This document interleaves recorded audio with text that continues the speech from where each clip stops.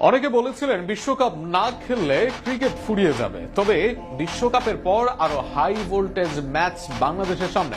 শীঘ্রই মাঠের ক্রিকেটে ফিরবে বাংলাদেশ দল, যেখানে প্রতিপক্ষ পাকিস্তান দলের বিপক্ষে মাঠে নামবে বাংলাদেশ। এর বাইরে একাধিক সিরিজ খেলবে বাংলাদেশ দল, যেখানে আছে অস্ট্রেলিয়া, নিউজিল্যান্ডের মতো প্রতিপক্ষ।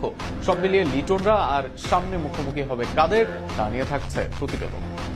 দর্শকদের অপেক্ষা ফুরাচ্ছে। বিপিএল এর আগে সর্বশেষ আন্তর্জাতিক ম্যাচ খেলে বাংলাদেশ দল। ডিসেম্বরের প্রথম সপ্তাহে সর্বশেষ ম্যাচ খেলে বাংলাদেশ। আইরিশদের বিপক্ষে খেলে টি-20 সিরিজের শেষ ম্যাচ। এর আগে ওয়েন্ডিজের বিপক্ষে ম্যাচ খেলে বাংলাদেশ দল। বিশ্বকাপের সময় ম্যাচ খেলার কথা ছিল বাংলাদেশের, তবে বিশ্বকাপ না খেলায় কমপক্ষে 4 থেকে 7টি ম্যাচ খেলার সুযোগ বঞ্চিত হয় বাংলাদেশের, আর সেখানেই বাড়ে দর্শকদের অপেক্ষা।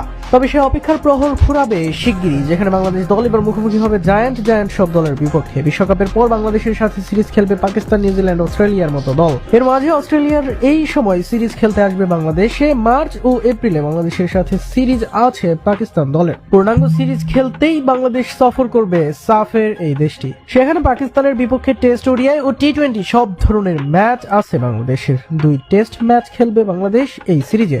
এরপর মিরাজের দল খেলবে 3টি ওডিআই। এর বাইরে লিটনের দল খেলবে ক্রিকেটের সবচেয়ে ছোট ফরম্যাট টি-20 সিরিজ